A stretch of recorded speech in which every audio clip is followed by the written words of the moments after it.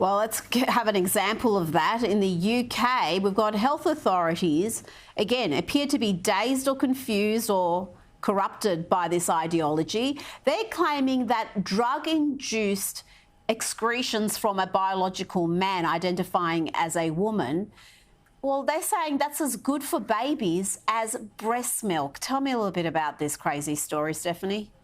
This is actually very disturbing, Rita, because the scientific study they're basing this on actually used a biological woman who had been taking hormones to present as a male, who was then trying to induce lactation because the drugs had limited her milk supply.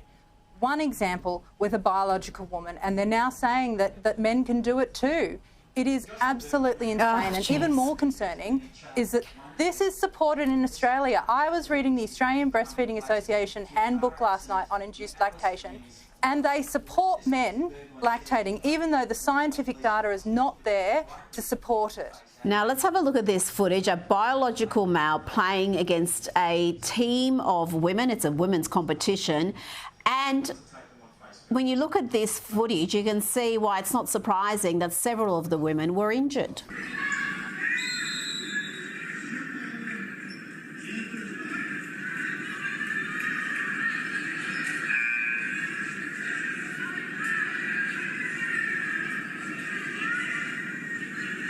Stephanie, that game had to be cancelled midway through because there were 3 players injured. How many incidents do we need to have, whether it's amateur sport or even in professional ranks, before there is a hard and fast rule that if you're born male, you can play sport, but only with the men's competition? You cannot participate against women in women's only competitions.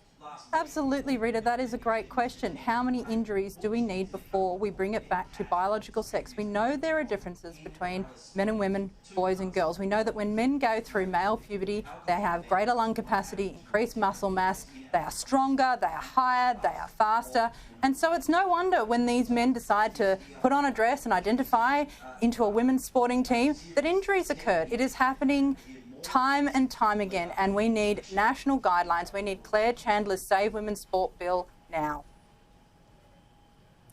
Absolutely, and we have seen in sports where injuries aren't a concern, just the unfairness of it, because you have often very mediocre athletes, mediocre in the men's competition, and they identify as women going to the women's competition, and suddenly they're dominating because men are stronger, faster, and that is just a biological reality. That's why we've got men's and women's competitions. That's why we don't all compete together. I mean, this stuff is simple. It shouldn't need any sort of discussion or explanation, but here we are, Stephanie. Stephanie Bastiaan, thank you so much for your time this evening.